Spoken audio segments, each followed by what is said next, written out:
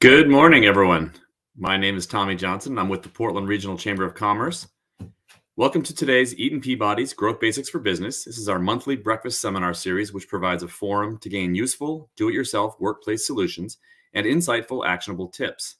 I want to thank Eaton Peabody for allowing us to bring you this virtual event series for the entire season. I'd like to welcome you all to this first installment of Growth Basics for calendar year 2022-23. This is a 10-part season-long series that runs from September through June.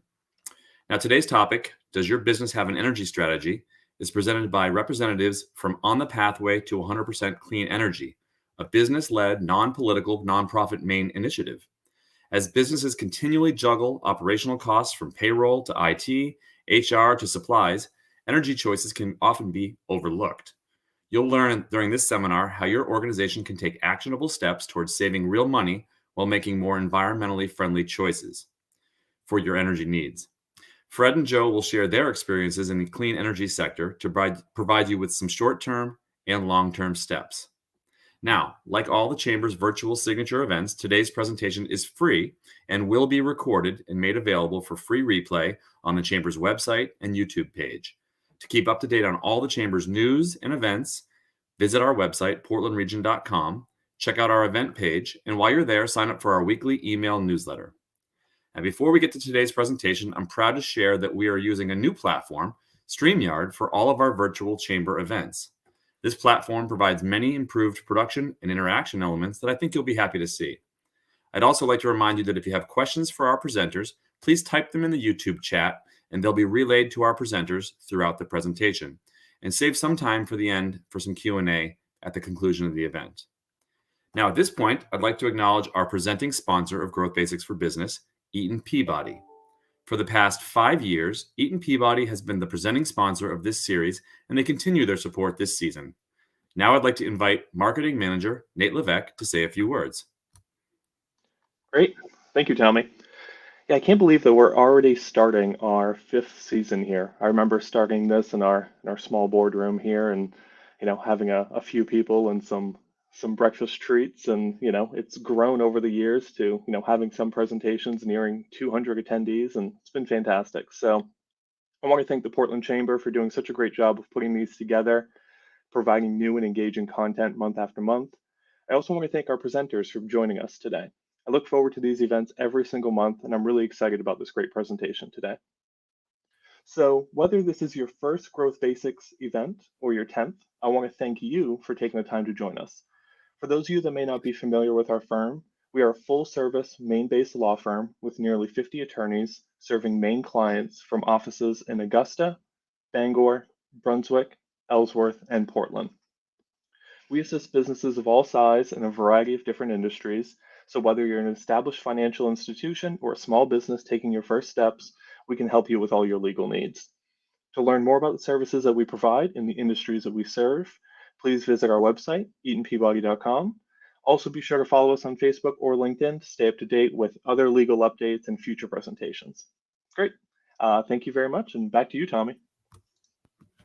Thank you, Nate. And as Nate said, this has been a long relationship we've had with Eaton Peabody. It's been a great relationship, which we've really grown this series. My only lament in the fact that we're only virtual is that we don't get to sample all the great breakfast food Nate used to put out over there at Eaton Peabody. But someday, maybe we'll make a change in the future. But on to today's presentation. With us today are Fred Horch and Joe Walsh, two people with much knowledge and investment in the field of clean energy. Fred is the volunteer project manager for On the Pathway to 100% Clean Energy, a business-led, non-political, nonprofit Maine project.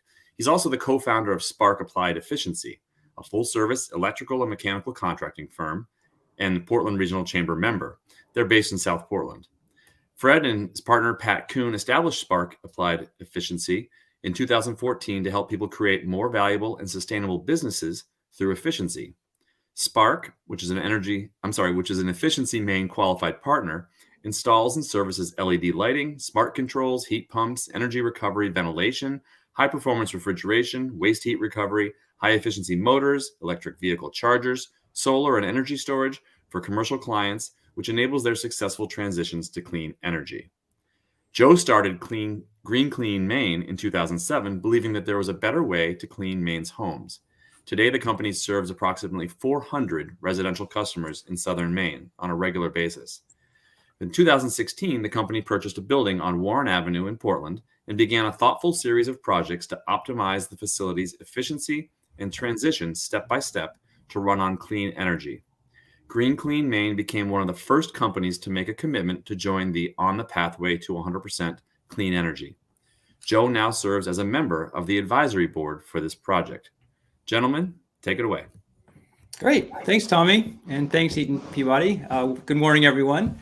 I'm going to, I guess, have some slides. We have a new platform here. Great. Okay. So we're here to talk to you about your business energy strategy. So as Tommy mentioned, I'm a small business owner. So is Joe. We're definitely in your shoes. Energy costs go up, and what are you going to do about it? So today's presentation, we're hoping to step you through some information that you can use immediately, and also introduce you to a project that's free that hopefully you can take advantage of. So just to build on what Tommy said, I'm Fred Horch. I'm co-founder of Spark Applied Efficiency. My background is a lawyer, so I'm glad to see Eaton Peabody sponsoring this. It's great to be here with all of you. And today is the last day of summer, so it doesn't feel like it, but enjoy the last day of summer, and fall's on the way. So this is a great opportunity to think about energy, and of course, with the winter season coming up, I know a lot of folks are worried about what's going to happen with energy costs. So we'll look forward to, again, sharing what we know, and I'll let Joe introduce himself.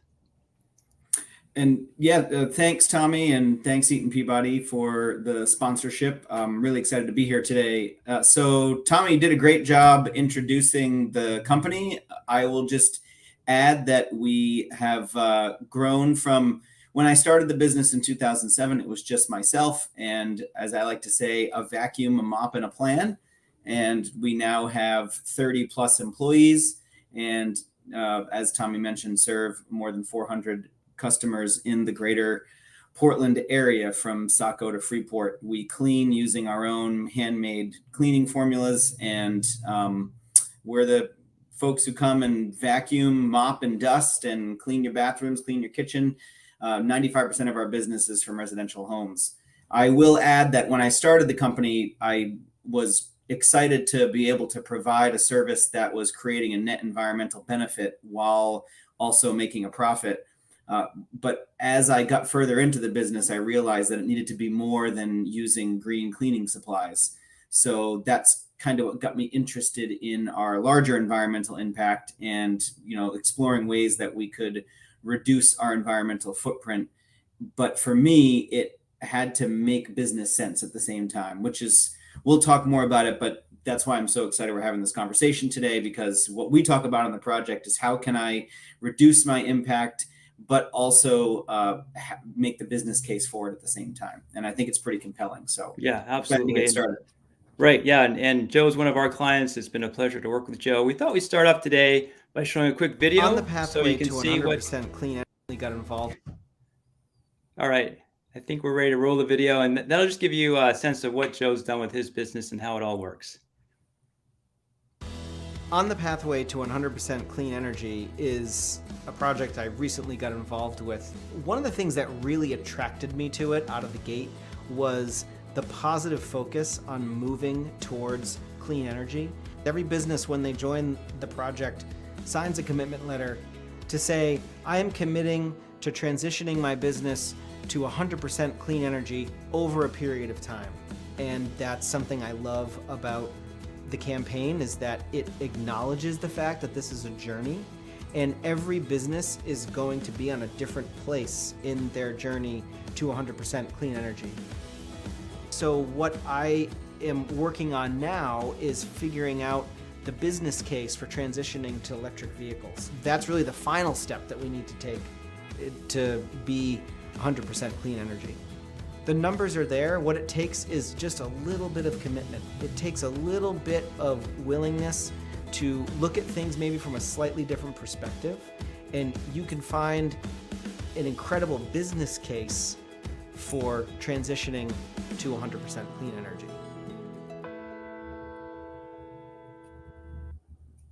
All right, great. So that sets it up a little bit. Again, let me sort of getting used to this whole presentation thing. Here we go. So So again, today we'd like to talk to you about how to grow your business with clean energy. And we'll go over some of the reasons why doing this, how clean energy really can save you money and help your business grow.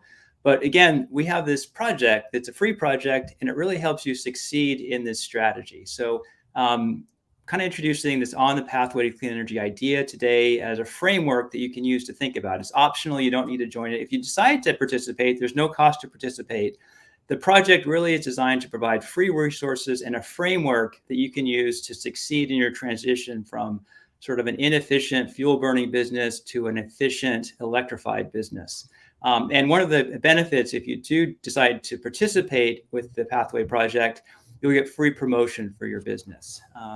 So this, just to sort of explain what we're talking about today, the Pathway to Clean Energy is really specific, actionable strategies that you can use to optimize your efficiency, to electrify your equipment, and then choose renewables. And the reason you would do this overall, again, is to get a handle on your energy costs, to lower those energy costs with efficiency, to use energy efficiently with electrification, and then lock in low-cost energy supply with renewables. So again, this Pathway Project is designed to give you a framework and a bunch of tools and help in making this successful transition to clean energy.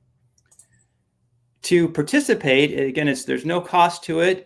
We do require companies to commit, and we think this is important as part of your strategy, is to communicate to everyone in your business and beyond that you're doing this. And that helps everybody get literally on the same page. So there's a one-page letter that you would sign. The owners of the business sign that, and then take effective action. Do something to actually get a handle on your energy costs. And again, we'll go over all those effective actions in this presentation.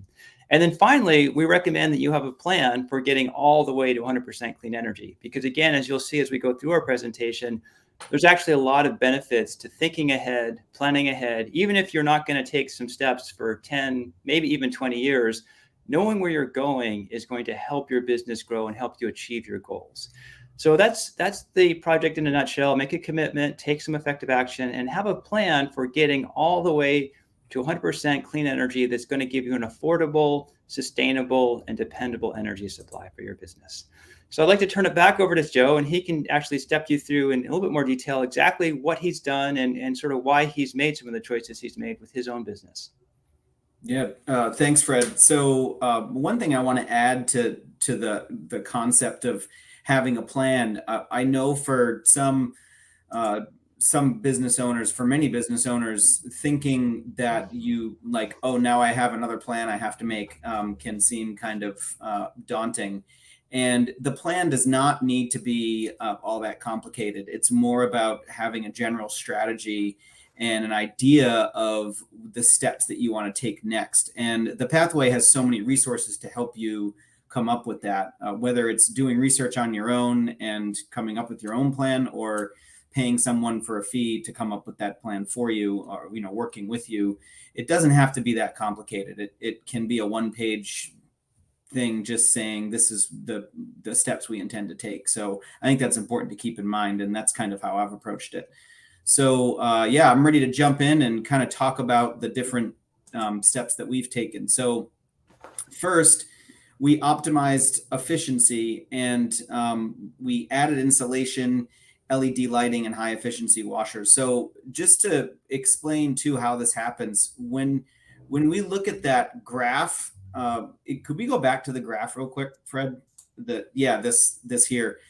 This is the, I think, ideal path, or the sort of template for a path that you would take.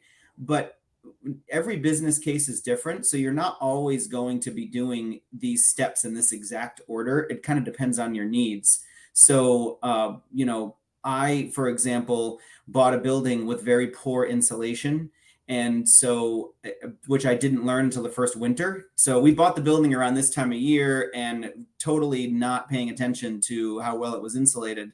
And it only took one winter of using 1,200 gallons of propane a month to heat a 5,000 square foot building, and paying, I don't even remember, our propane bills were astronomical. And then having people still in sweaters in the office, we, realized, hold on a second, there's something funky going on here. And it turns out there's barely any insulation in the building. So that, optimized step made a lot of sense for us to insulate first. And Fred, you could go back to the slide that shows the picture. So you can see me on the left there standing next to my insulation in the attic. Insulation isn't, the most glorious thing in the world, but it actually has some of the quickest paybacks I've learned in terms of getting your money back and having the investment start to have returns to your business. And also LED lighting was something that we could do really quickly because of efficiency Maine incentives. So it really helps reduce the cost of converting to LED. So we had all these old, really inefficient fluorescent tubes in the building. And when I bought this building, we had a very, very tight budget. I mean, it was a stretch to buy this building for us. It was a big business move for us. And I had to find ways to save money immediately. So, we kind of did that insulation right away. But the other thing that we knew pretty quickly after that, and this is where the next slide would come in, is that we needed to, we can, I think. Sorry. Where do you want me to go, Joe? Yeah, no, but then we also had an HVAC system that was ancient. And I knew when I bought the building, it needed to be replaced.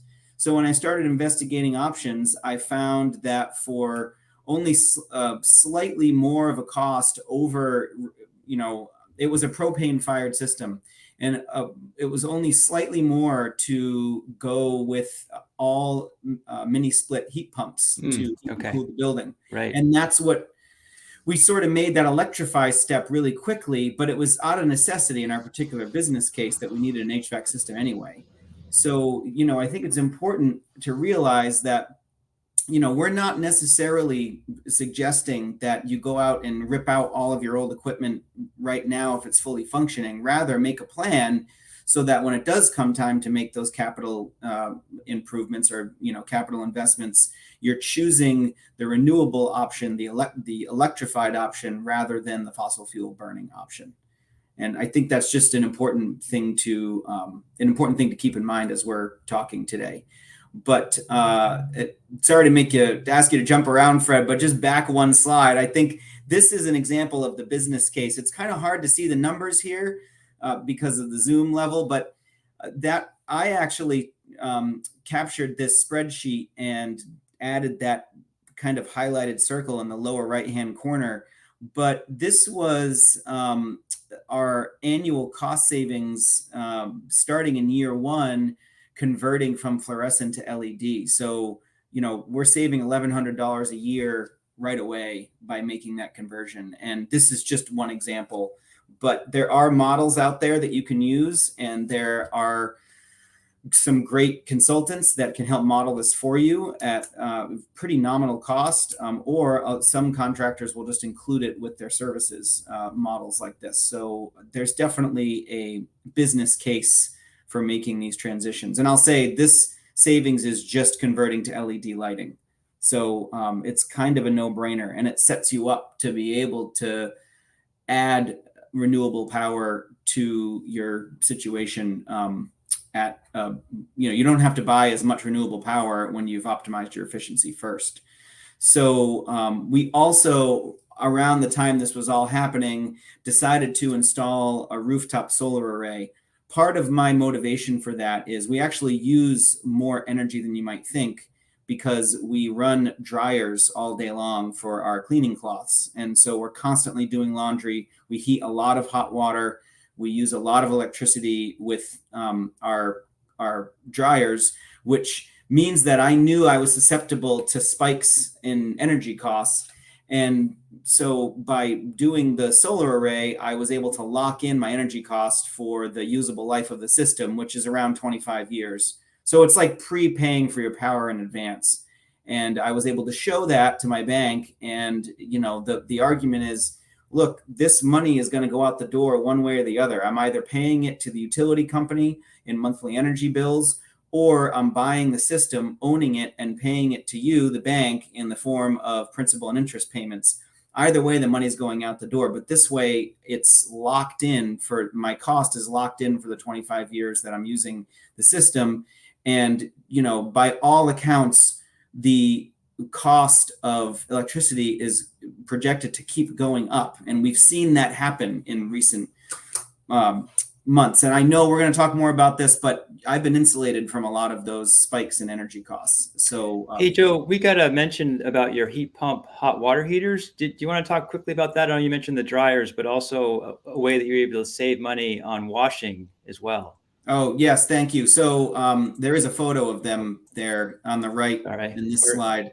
Is that, are these on the right here? These are the hot water heaters? Those are the heat pump hot water heaters. A pretty simple swap out. So we actually use quite a bit of hot water. Those are two 40-gallon hot water heaters, and we have to heat our water to 150 degrees to meet the NSF, the National Sanitary Foundation's requirements for sanitizing. So we have to have it at 150 degrees. It costs a lot of money to heat that much water, and we're doing anywhere between 5 and 10 loads of laundry a day, 5 days a week. So you're talking about, somewhere in the order of 40 loads of laundry a week or so. And that's a lot of water, and it costs a lot to heat that water. So these heat pump hot water heaters have saved us quite a bit. And the technology is pretty cool. They use the same technology as your air conditioner, but they operate in reverse. They take heat out of the ambient air in the room and they put it into the water, and that's how they heat the water. It's highly efficient. And Fred's the pro. He can talk more about how that works. But I like talking about this way too much for anybody's good. Great. All right. And I think the last thing, you guys are almost there, right? You're almost 100%, but there's still one more step you need to take. Yeah, the last thing is electrifying our fleet. We have some interesting challenges with this, and I don't have a solid answer yet, but we're working on it, where we have a fleet of small fuel-efficient vehicles. Some of them are hybrid, some of them are not, but they're all compact fuel-efficient vehicles. And our employees take them home at the end of the day, and they'll often travel to their first cleaning job from home. And at the end of the day, they'll often just go straight home. So we need to find a way for them to be able to charge their electric vehicles. And that can be a challenge. A lot of our folks live in apartments and apartment buildings. They, may not own their home. So getting some charging infrastructure installed in their home is not really feasible. So that's something that we're working on, but that's our last step. We have actually transitioned. So our solar array covers 70%-ish, 50 to 70%, depending on the year, of our electricity on site. So that's our heating, our cooling. It's heating our water and our air, and heating and cooling the building, and also charging the electric vehicles that we do have, and lighting the office and all that kind of stuff. The solar array covers 50 to 70% of that. The part that's not covered, we've actually sourced from a community solar farm. So on site in our office, we're 100% renewable. So it's really the cars are what's left. Great. Yeah, well, we're in the same boat. We have electric vans, or we would like to have electric vans. We have vans with all of our equipment in them, and that's a challenge for us as well. Great. Well, thanks, Joe. I think I'll now kind of head back. If anybody has any questions, again, it's hard to see our audience. Feel like I'm talking to Joe here. All I can see is Joe and my slides. But if you have any questions, please pop them in the comment section, and we'll get to them. But I want to sort of talk about how you can achieve your own energy strategies. We've heard from Joe, and he's, again, one of our clients, which is really great to work with Joe. And it's fantastic to have him on our advisory board for the Pathway project. But every business is different. So again, we wanted to sort of dive in a little bit here and talk about some practical efficiency upgrades that apply to a lot of different companies.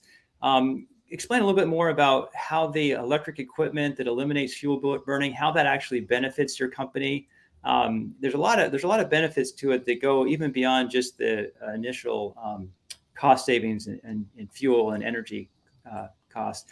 And then talk a little bit about renewable energy supply choices. Joe mentioned it. You can put solar on your building. You can also buy solar through the community solar farms.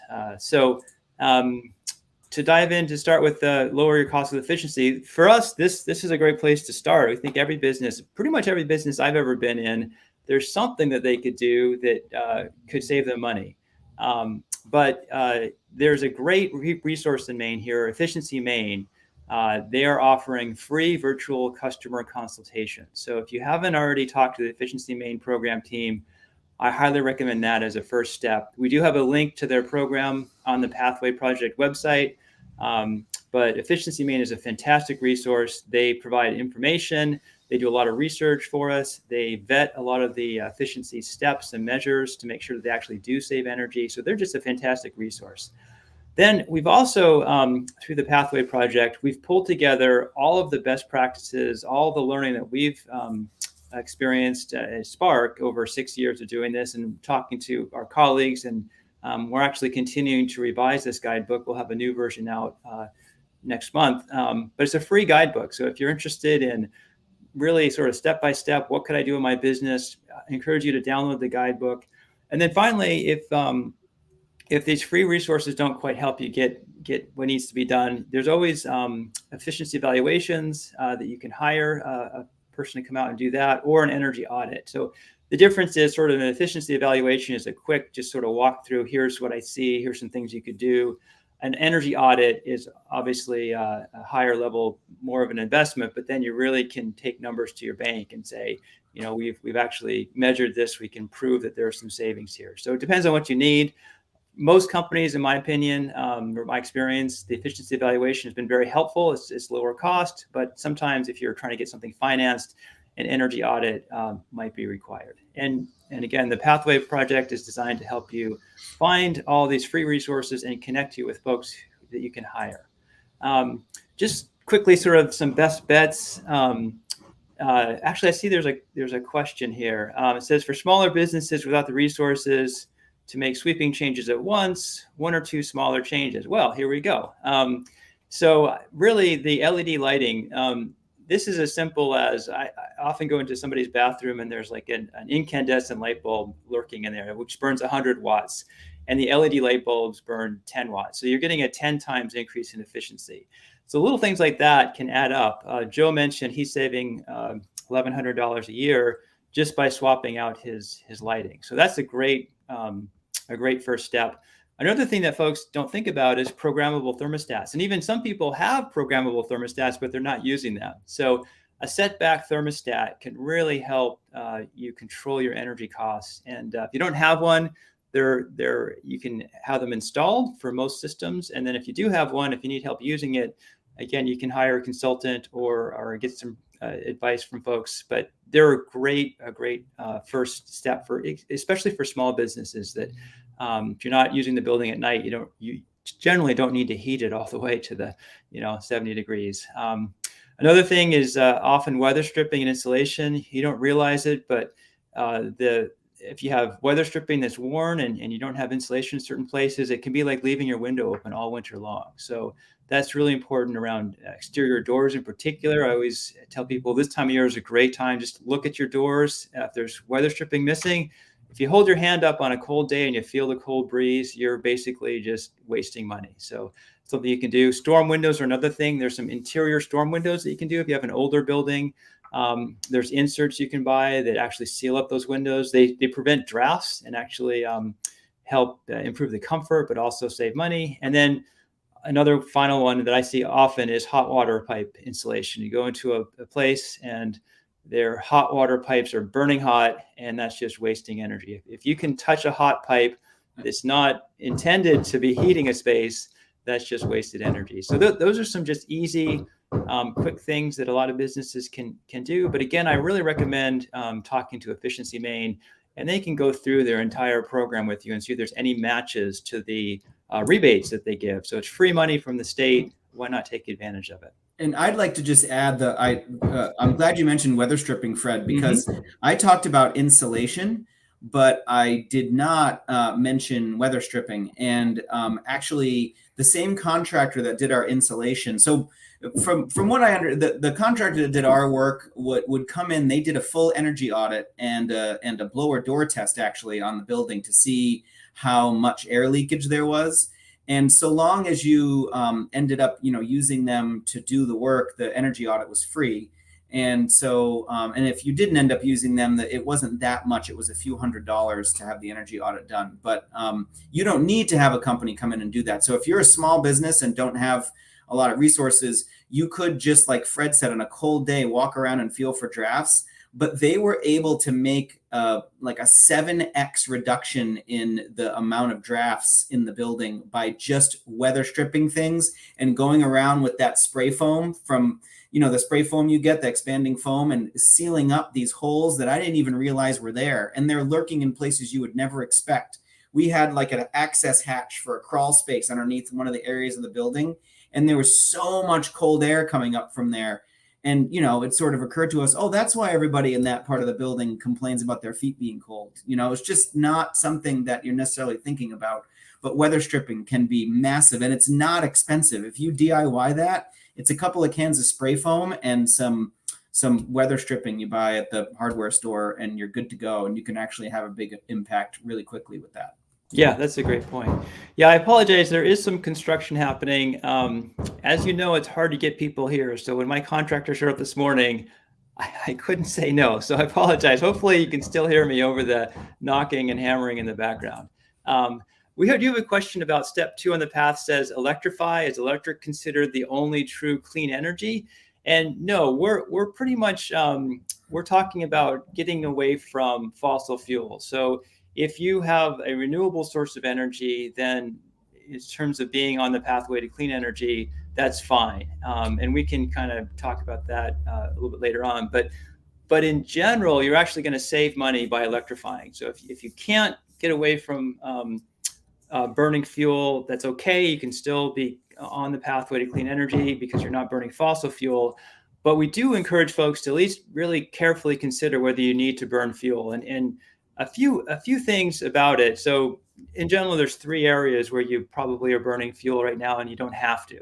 And one of them is to heat water. And there's heat pump water heaters, which are much more effective in terms of using your money efficiently. There's electric heat pumps for heating and cooling. Again, a much more effective use of your money because they're so much more efficient. And then there's electric cars, vans, and trucks. And again, I drive an electric car. My car gets the equivalent of 132 miles per gallon. So just by electrifying, you get an enormous increase in efficiency. And there's also a lot of other benefits to electrification. Some operational improvements. So if you're in a fuel burning system, fuel burning systems actually require electricity to control it and fuel. So you've got 2 systems you have to maintain, whereas a heat pump system requires only electricity. Obviously, with the fuel burning system, you need to bring air in. So it's combining oxygen from the atmosphere with your fuel. That's what provides the combustion and releases the energy. But with a heat pump system, what you're doing is you're actually using a high efficiency motor to circulate refrigerant in a closed loop. So that allows you to tighten your building. This is a lot of issues. We're just talking about sealing your building and not having that airflow. Well, it really helps to use heat pumps because then you can seal your building. You don't have to bring in this outside air to burn it.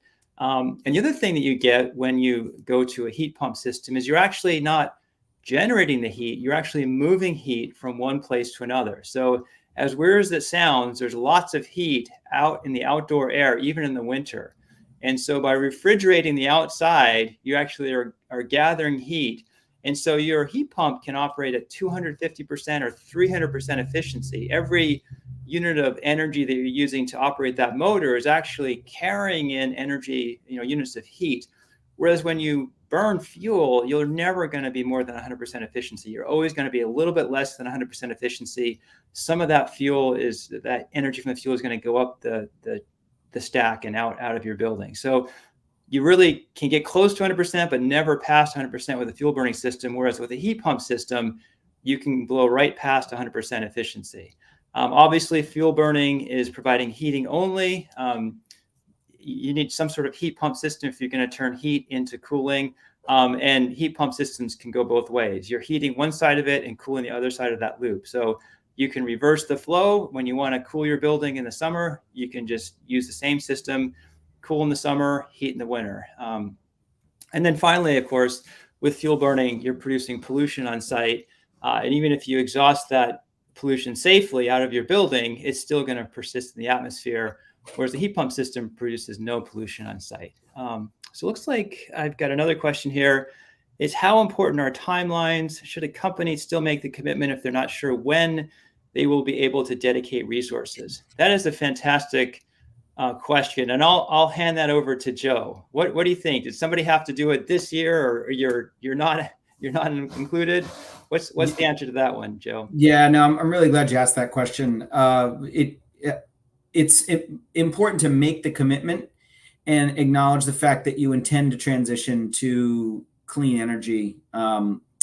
But you don't have to have a timeline in mind even to make the commitment. I mean, the timeline, when you do, we're not suggesting that every business have this done by 2025 or some date.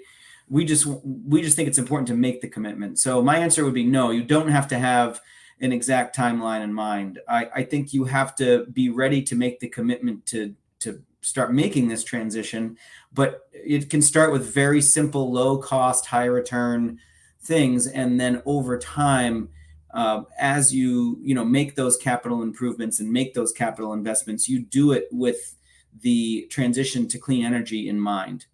You're great. Okay, another question came in. Can you explain the difference between heat pumps and ductless mini splits? Heat pumps and mini splits are the same thing. Mini split basically means that you have an inside unit, which is the part that's inside your building, and an outside unit, so you can move heat from one place to the other. What you're doing with a mini split is you're moving heat from either outside your building in the winter, moving that outdoor heat into your building, or in the summer, you're moving heat from inside your building outside. So really, a refrigeration unit like an air conditioner, a freezer, a refrigerator, mini splits, heat pumps, water heaters, they're all using the same. It's called vapor compression. There's a refrigerant in a loop, and a motor just compresses that. So when you compress that refrigerant, it gets hot. And if it's hotter than the ambient air, it's going to release the energy from the refrigerant to the outside air. And then you go through the loop, you evaporate it, so it becomes less under pressure, becomes cold, and then it's going to absorb heat. So these are all using the same basic technology.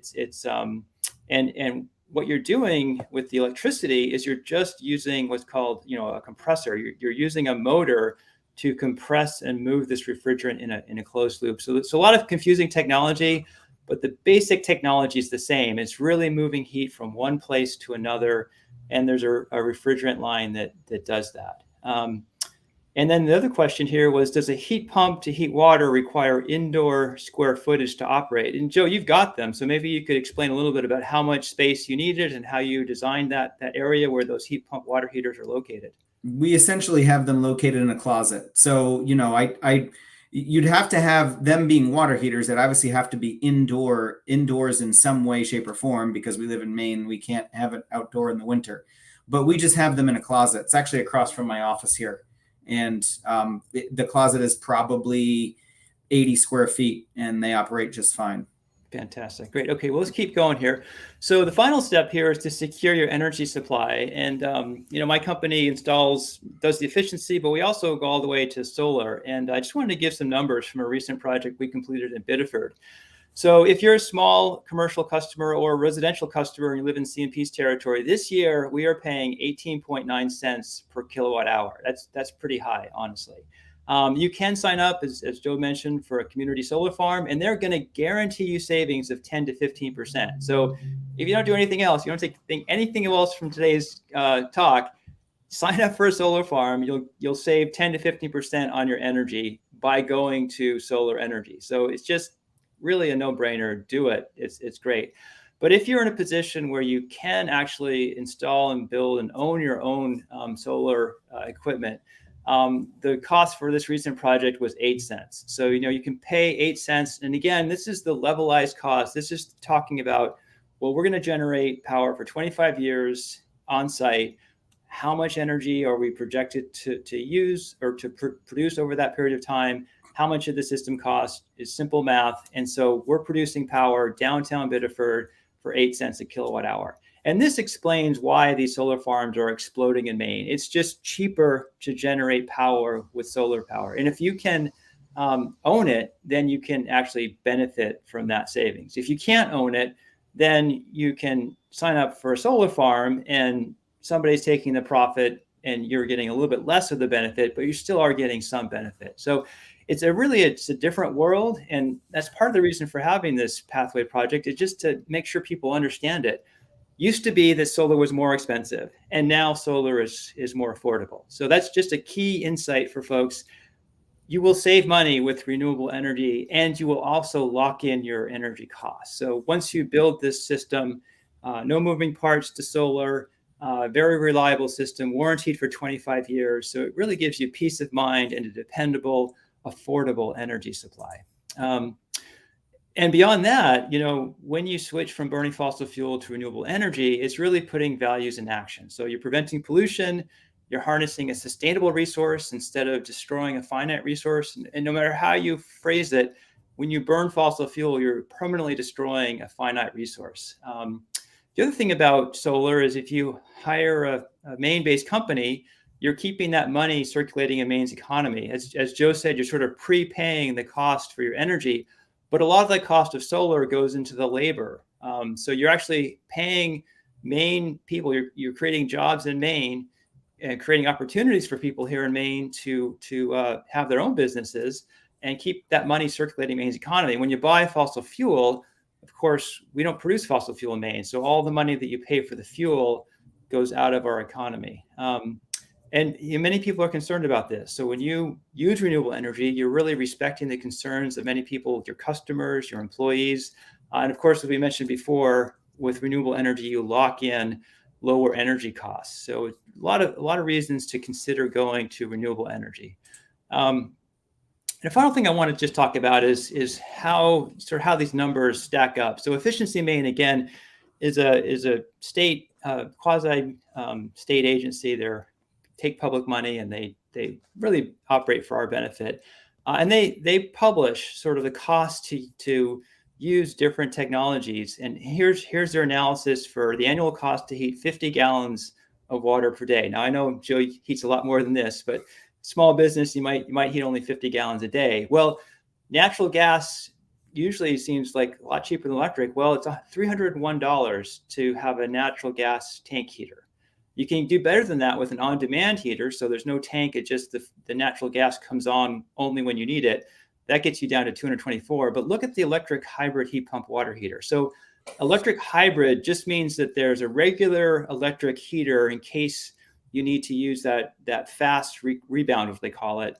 But normally, the way this is operating is it's using the heat pump. So heat pumps tend to be slower, but much more efficient. But in any case, if you use a heat pump hot water heater, it's only $189 per year to operate that unit.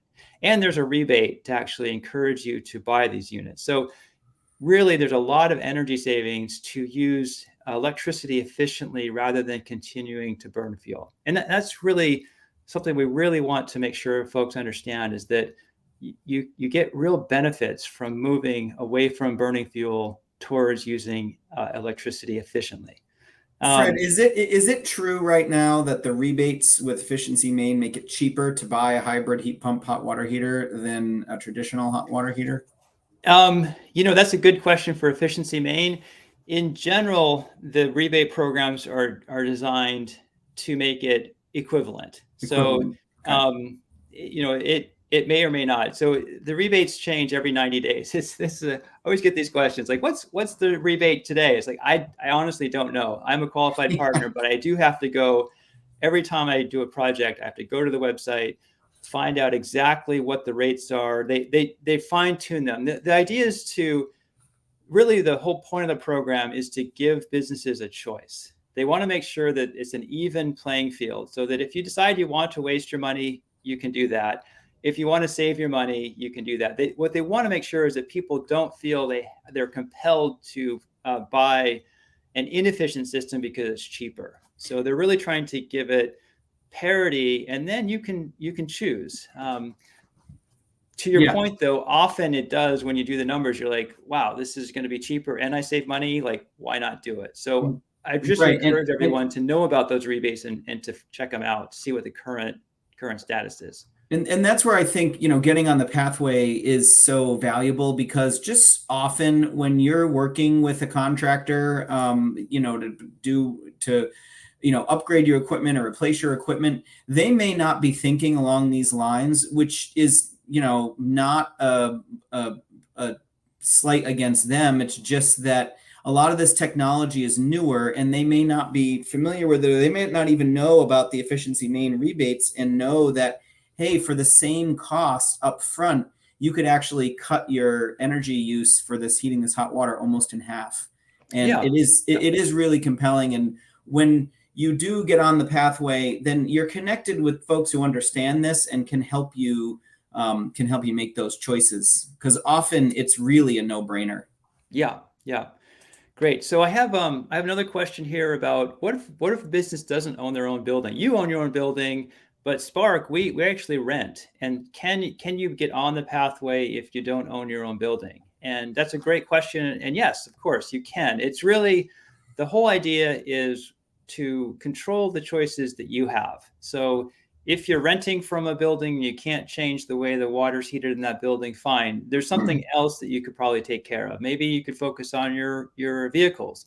And maybe you could think about, hey, do I want to be in this building long term? Or you could say to your landlord, hey, landlord, how about you get on the pathway? And then we'll both be on the pathway. We'll both save money and let's do this together. So really, the Pathway Project is open to every business in Maine. We want everyone to participate.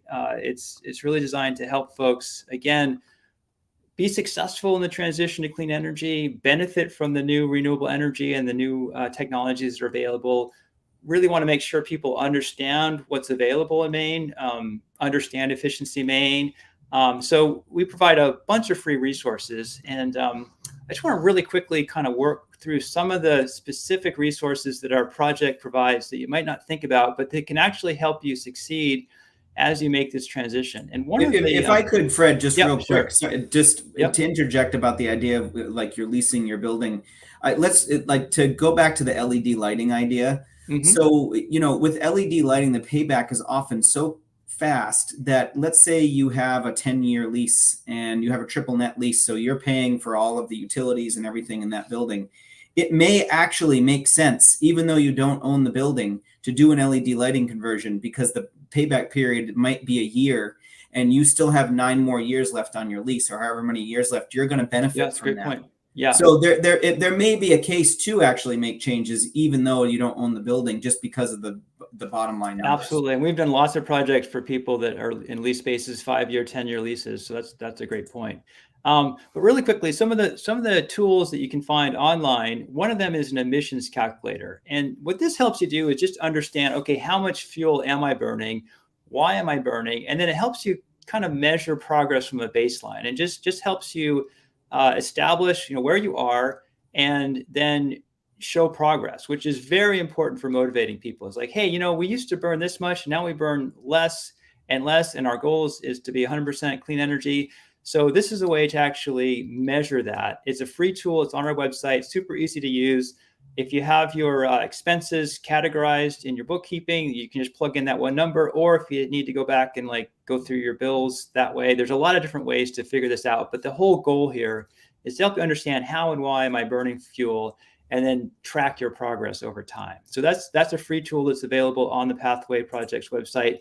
And then, as we mentioned before, we have a guidebook, and really highly recommend folks, if you're interested in the sort of nitty-gritty details, how do I do this, explanations, where are the links, all of that's in this guidebook. It's a PDF, free to download.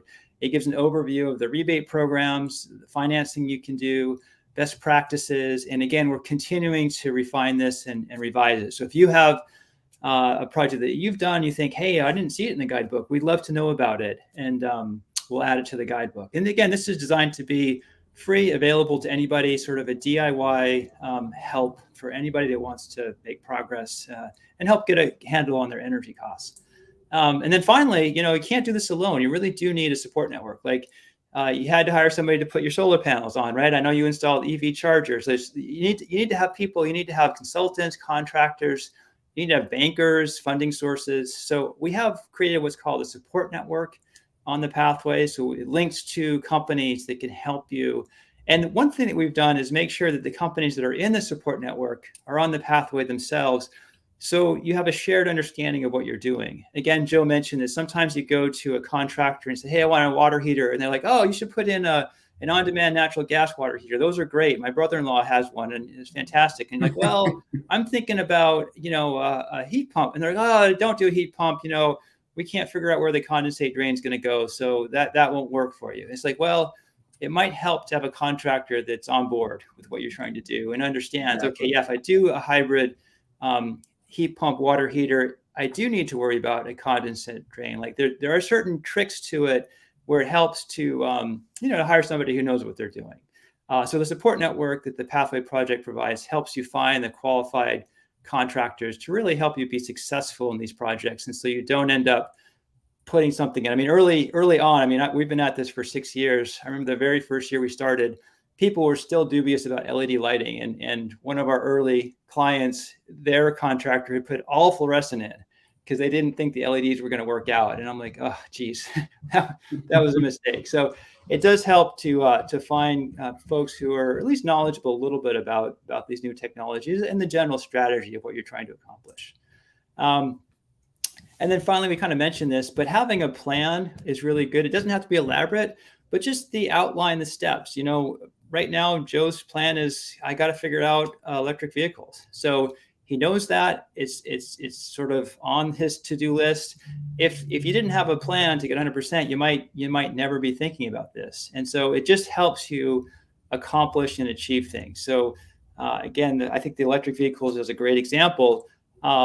Joe I know you put electric chargers on your building, so that helps your managers and on-site folks. But now you've got to think about, well, what are the steps that we need to do for our employees? So how do we get all the way there, right? And I will add that just having the plan makes you, as the strategist for your business, pay attention to things, to information that comes across your plate. So, for example, it wasn't too long ago, I heard from, I believe it was by being part of the Pathway, that Efficiency Maine recently doubled its incentives for businesses to buy electric vehicles. So I won't quote the exact numbers because I'll probably misquote them, but there is, in addition to the federal incentive for many electric vehicles, there is also now a really substantial incentive from Efficiency Maine to buy electric vehicles. Now, it's limited to a certain number of takers, so I don't know if it's been used up. I would consult with Efficiency Maine on that at the very moment. But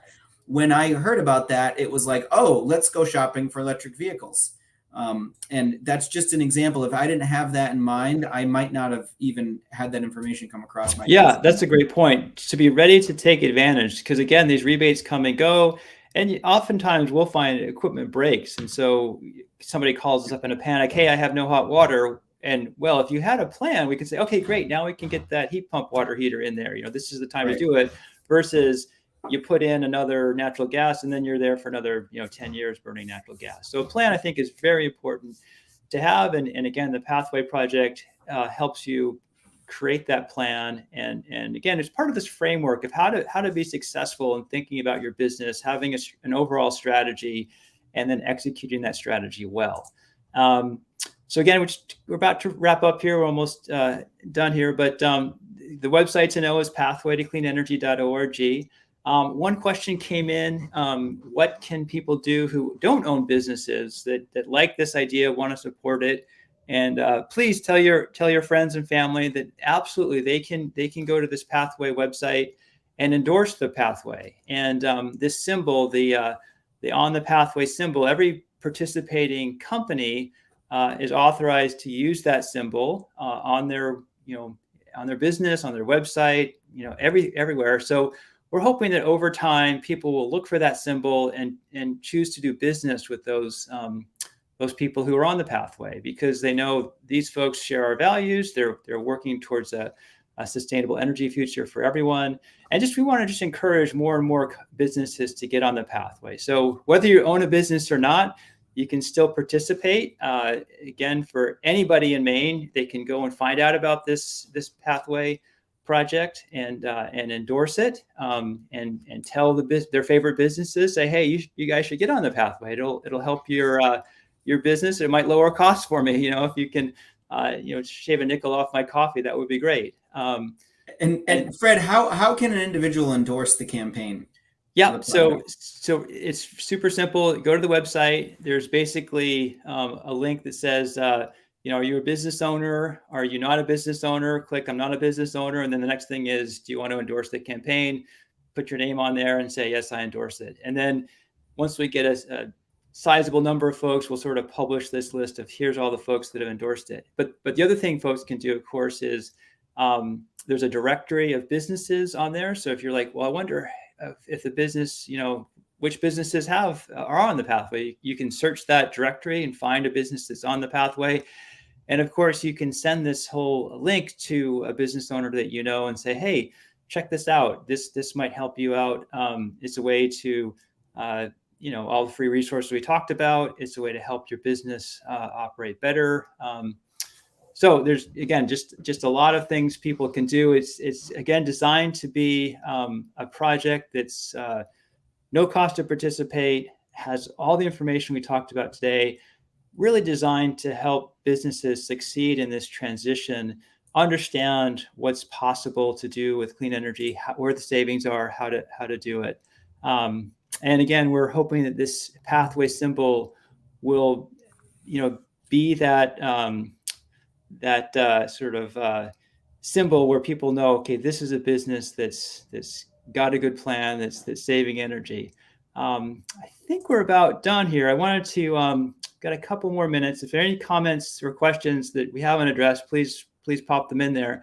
But before we stop, I definitely wanted to thank our corporate sponsors. Again, it just went away. But the Pathway Project is free, but it does have some cost to it. I'm a volunteer, so I'm not paid to be the manager, but we do have a nice website. We're really helping to get the word out. So Lamy Wellahan has been our premier sponsor. Androscoggin Bank, Geiger, and my company Spark have also supported. And we do have some additional sponsors. I think, Joe, you were a sponsor as well. But these are the main sponsors. Any business that would like to sponsor the Pathway Project, we certainly welcome that. All the money goes to essentially ensuring that these resources can be made available for free to Maine's business community. And I think to wrap up really quickly here, just wanted to thank the Chamber, thank Eaton Peabody for sponsoring this series. And I don't know, do you have any final words to say before we turn it back over to Tommy? No, just thank you to the Chamber for inviting us to be here today, and I'm happy to connect with anyone watching afterwards and just share my own story, and how this has helped my business. And I think sometimes it helps to talk to another business owner to kind of get a sense of what their experience has been like so far. So yeah, absolutely, and that's a good reminder. So we do have it's over 20.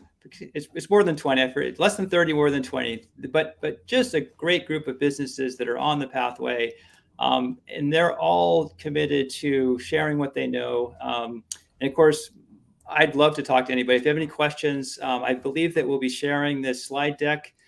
So folks who want to see the slide deck can see that. Of course, the website is a good place to go. But again, really want to just talk with folks. There's just so much information. One of the things that led us to create this project was, we've helped over 100 businesses in Maine, close to 200 probably by now.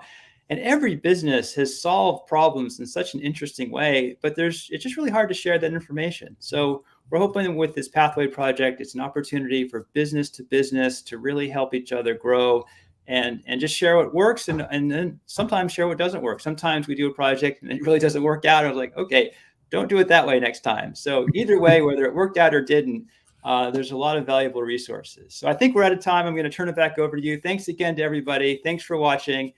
We'd love to talk to you. And again, my name is Fred Horch, company Spark Applied Efficiency. And, happy fall, everyone. Well, thanks again, Fred and Joe, for another great presentation. And again, thanks to our Chamber staff, including David, for helping to produce another successful event. Thanks again to each of you for attending today and throughout this year. Coming up, we've got some great topics planned. If you're interested in learning more about On the Pathway to 100% Clean Energy, be sure to check your email for a follow-up message with links to additional resources. And it's great to see so many local businesses and Chamber members that are sponsoring this initiative.